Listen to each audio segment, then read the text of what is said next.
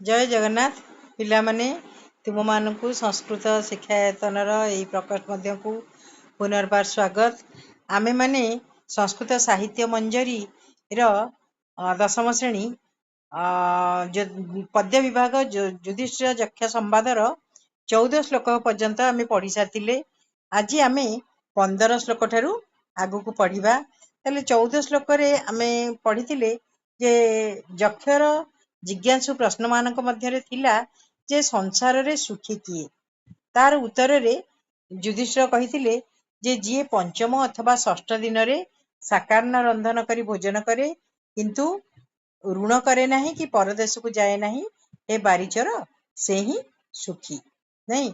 तापरे हमर 15 श्लोकटी आमे पढ़िबा आजी जे से पचारथिले कि आश्चर्यम आश्चर्य कौन यक्ष पचारथिले कि संसार रे आश्चर्य कौन। तार उत्तर रे युधिष्ठिर कहिथिले अहन्य अहन्य भूतानि गच्छन्त्यः जमालयम शेषाः जीवितुम इच्छन्ति किमाश्चर्यम अतः परम।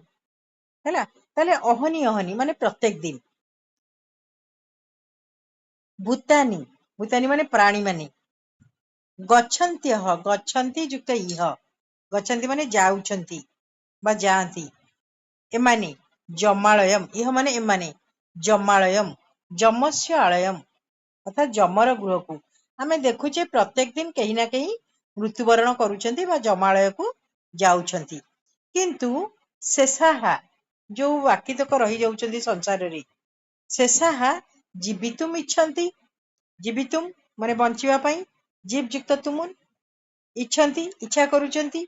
किम आश्चर्यम अतः परम संधि विच्छेद कदा किम युक्त आश्चर्यम युक्त अतः हैला ताले कौन आश्चर्य किम माने कौन आश्चर्यम अतः परम एहा ठारू परवर्ती ताले एहा ठारू परवर्ती कथा आश्चर्य कौन अछि। ताले कौन कहले युधिष्ठिर कहले हेउतिबा प्रत्येक दिन मानकरे आमे देखुचु प्राणी माने जमालय को जाउछंती किंतु बाकी रही जाउतिबा लोक तक आउरी बंचिवा पई इच्छा करुछंती। एहा ठारू बड़ी आश्चर्यकर घटना कौन अछि। पिला माने जदि एहा न होई थांता प्राणी माने जदि बंचिवा पई इच्छा न करुथांते ताले तांको भितरे थिबा ईर्षा असूया द्रोह क्रोध ए सब दूर होई जांता किंतु कहीं तो से गुण गुडी को छाड़ी पारु नांती बंचिवा पई मोह माया रे बांधी होई आउरी अनेक धन संचय करिवा पई लागि पडिचंती। तेणु एथुरु जणा पडिछि जे सेमान कोन आउरी बंचिवा पई ही इच्छा करुचंती माने आमे दिने मरी जिबु एकाथा कार मनरे नाही। तेणु एहा ठारू बड़ी आश्चर्यकर घटना किछि नाही युधिष्ठिरଙ୍କ मतरे हैला। तापर क्वेश्चन थिला जे कण का बार किम पंथा क पंथा पंथ कण उचित मार्ग कण। ता देहरे युधिष्ठिर कहले तर्कः अप्रतिष्ठितः सुक्तयः विभिन्ना नैको मुनि जस्य मतम प्रमाणम धर्मस्य तत्वम निहितम गुहायाम महाजन जनगतः सह पंथा हैला। ताले कौन युधिष्ठिर कहले तर्कः अप्रतिष्ठितः तर्क कहले जुक्ति जुक्तिर शेष सीमा नाही अप्रतिष्ठितः हैला। आमे जदि गोटे विषय रे जुक्ति करिबा ताले आमे तार शेष रे पहुंची परिबा नाही बाडिया पिटा है कि मुंड फाटी जीवो पछे किंतु तार शेष आमे पहुंची परिबा नाही समस्तंकर अलगा अलगा जुक्ति आसीबो। सेहीपरि श्रुतयः विभिन्ना श्रुतय कहले हमर वेद वेदर अर्थ मध्य भिन्न भिन्न ही थाई पारे बेले बेले नहीं श्लेष अर्थ रे भिन्न भी हो जाए ताले बी युक्त भिद युक्त त विभिन्ना वेदर अर्थ मध्य समय पड़ले अन्य अर्थ आसी जाए ता मध्यरु श्लेष अर्थ रे नैको मुनि न युक्त एकः नैक मुनि ही युक्त जस्य मुनिर्जस्य ताले एपरि एक मुनि केही नाहंती न एक मुनि ही जस्य मतम प्रमाणम एपरि जणे केही मुनि नाहंती जाहांक मत प्रमाणम माने अकाट्य बुझिला सेहि पई कहंती नाना मुनिकर नाना मत एमिति जणे केही मुनि नाहंती जाहांकर कथा पूरा पूरी सत्य ताको आमे काटी परिबा नाही। तापरे भी धर्मस्य तत्वम निहितम गुहायाम हैला धर्मस्य तत्वम धर्मर सार मर्म सार कथा कोठी गच्छित होई रहिछि निहितम गुहायाम गुंफा भितरे ଗୁମ୍ଫା ଭିତରେ ଧର୍ମର ତତ୍ତ୍ୱ ନିହିତ ହେଇକି ରହିଛି। ତେଣୁ ମହାଜନ ଜେନଗତ ସହ ପନ୍ଥା, ଅର୍ଥାତ୍ ମହତ୍ ବ୍ୟକ୍ତି ମାନେ ଯେଉଁ ମାର୍ଗ ଦେଇ ଗମନ କରିଛନ୍ତି ସେ ହେଉଛି ଆମ ପାଇଁ ପଥ। ହେଲା ପିଲାମାନେ, ତାହେଲେ ଯୋଉ କହିଲେ ଯୁଧିଷ୍ଠିର କହିଲେ ତର୍କ ଅପ୍ରତିଷ୍ଠିତ, ମାନେ ଯୁକ୍ତିର ଶେଷ ନାହିଁ। କୌଣସି କଥା ଉପରେ ଯଦି ଆମେ ଯୁକ୍ତି କରିବା ତାହେଲେ ତାର ଅର୍ଥ ଭିନ୍ନ ଭିନ୍ନ ବାହାରିବ ପଛେ, କିନ୍ତୁ ସମାଧାନ ହେଇପାରିବ ନାହିଁ। ସେହିପରି ଏପରି କେହି ଜଣେ ମୁନି ନାହାନ୍ତି ଯାହାଙ୍କ ମତ ଅକାଟ୍ୟ। ସେଥିପାଇଁ କହିଲି ଯେ କହନ୍ତି ଓଡିଆରେ କଥା ଅଛି, ନାନା ମୁନିଙ୍କର ନାନା ମତ। ବିଭିନ୍ନ ପ୍ରକାର ମୁନି ମତ ଭିନ୍ନ ଭିନ୍ନ ଦେବେ। ଏବଂ ଧର୍ମସ୍ୟ ତତ୍ତ୍ୱം ନିହିତମ୍ ଗୁହାୟାମ୍, ଆମେ ଲକ୍ଷ୍ୟ କରିଛେ ଯେଉଁମାନେ ଆମକୁ ଧର୍ମର ତତ୍ତ୍ୱ ଦେଇଛନ୍ତି ସେମାନେ ସାଧାରଣତଃ ଗୁମ୍ଫା ଭିତରୁ ହିଁ ସେଗୁଡିକ ସଂଗ୍ରହ କରିଛନ୍ତି। କେମିତି ନା ଏକାଗ୍ରତା ପାଇଁ ବା ଏକନିଷ୍ଠ ହେବା ପାଇଁ ସେମାନେ ଗୁମ୍ଫାର ଆଶ୍ରୟ ନିଅନ୍ତି।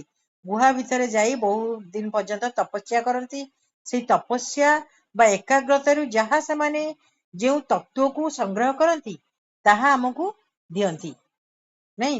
ତେଣୁ ଆମେ ଲକ୍ଷ୍ୟ କରିଛୁ ଯେ ଗୁମ୍ଫା ଭିତରେ ହିଁ ତତ୍ତ୍ୱ ଗୁଡିକ ନିହିତ ହେଇକି ଅଛି, ମାନେ ଗଚ୍ଛିତ ହେଇକି ଅଛି। ନହେଲେ ଲୋକ କେମିତି ଯାଇକି ଗୁମ୍ଫା ଭିତରେ ଯାଇ ବହୁ ଦିନ ଏକାଗ୍ରତାର ସହିତ ତପସ୍ୟା କରି ସେଇଠାରୁ କେମିତି ସାରମର୍ମ ଆଣୁଛନ୍ତି, ସାର କଥା ଆଣୁଛନ୍ତି ବା ଶେଷ ନିଷ୍କର୍ଷରେ ପହଞ୍ଚୁଛନ୍ତି, ଆମକୁ ସେଇ କଥା ହିଁ କହୁଛନ୍ତି, ଉପଦେଶ ଦଉଛନ୍ତି। ତେଣୁ ବୋଧ ହୁଏ ଗୁମ୍ଫା ଭିତରେ ହିଁ ସାରମର୍ମ ଗୁଡିକ ଧର୍ମର ନିହିତ ହେଇକି ରହିଛି। ସେଥିପାଇଁ ଆମେ ଯଦି ଚାହିଁବା ହଠାତ୍ ଗୋଟେ ତତ୍ତ୍ୱ ପାଇବା ପାଇଁ, ତାହେଲେ ଆମକୁ ଗୁମ୍ଫାକୁ ଯିବାକୁ ପଡିବ। କାରଣ ବେଦର ତ ଅର୍ଥ ବି ବେଳେ ବେଳେ ଭିନ୍ନ ହେଇଯାଉଛି। ଏମିତି କେହି ମୁନି ନାହାନ୍ତି ତ ଆମକୁ ଅକାଟ୍ୟ ପ୍ରମାଣ ଦେଇପାରିବେ। ସେଥିଲାଗି ଆମେ ହଠାତ୍ ଗୋଟେ ଜିନିଷକୁ ପାଇବାକୁ ହେଲେ, ପଥ ଖୋଜିବାକୁ ହେଲେ ଆମେ କଣ କରିବା? ମହାଜନ ଜେନଗତ ସହ ପନ୍ଥା, ଅର୍ଥାତ୍ ମହାଜନ ମହାନ ଜନ, ମହତ୍ ବ୍ୟକ୍ତି ମାନେ, ଜ୍ଞାନୀ ବ୍ୟକ୍ତି ମାନେ, ବାଗ୍ମୀ ପୁରୁଷ ମାନେ, ଜେନଗତ ଯେଉଁ ମାର୍ଗରେ ଗମନ କରିଛନ୍ତି, ଗତ ଗମ୍ ଯୁକ୍ତ ତ ସହ ପନ୍ଥା, ସେ ହେଉଛି ଆମ ପାଇଁ ମାର୍ଗ। ହେଲା ପିଲାମାନେ, ତେଣୁ ଯାହା ଆଗରୁ ଆମେ ଉପଦେଶ ପାଇଛେ ଯୋଉ ମହତ୍ ବ୍ୟକ୍ତି ମାନଙ୍କ ଠାରୁ, ଯୋଉ ସବୁ ଶାସ୍ତ୍ର ପୁରାଣରୁ ଉପଦେଶ ପାଉଛେ, ସେଇ ମାର୍ଗ ଦେଇକି ଆମକୁ ଗମନ କରିବାକୁ ପଡିବ। ତାହେଲେ ଯାଇ ଆମେ ଉଚିତ ମାର୍ଗ ପାଇଯିବା। ହେଲା, ନହେଲେ କୋଉ ଗୁମ୍ଫାକୁ ଆମେ ଯାଇ କେତେ ବର୍ଷ ତପସ୍ୟା କରିକି ଜାଣିବା, ନହେଲେ କାହା ସହିତ ଯୁକ୍ତି ତର୍କ କରିବା, ଆଉ ବେଦରୁ ମଧ୍ୟ ତ ଅର୍ଥ ପାଇବାନି। ତେଣୁ ମହତ୍ ବ୍ୟକ୍ତି ମାନେ ଯେଉଁ ମାର୍ଗ ଦେଇଛନ୍ତି ଯାଇଛନ୍ତି ତାହା ହଉଛି ଆମ ପାଇଁ କଣ? ଉଚିତ ପନ୍ଥା।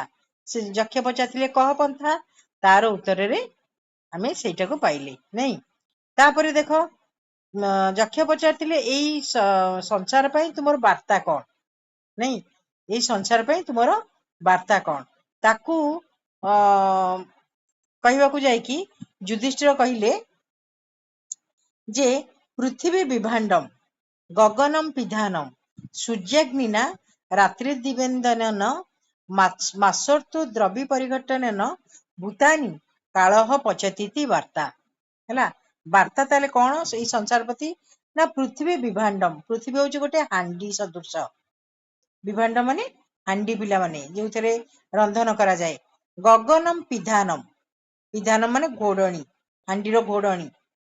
ହେଲା, ଗଗନମ ମାନେ ଆକାଶ, ଆକାଶ ହଉଛି ତାର ଘୋଡଣୀ।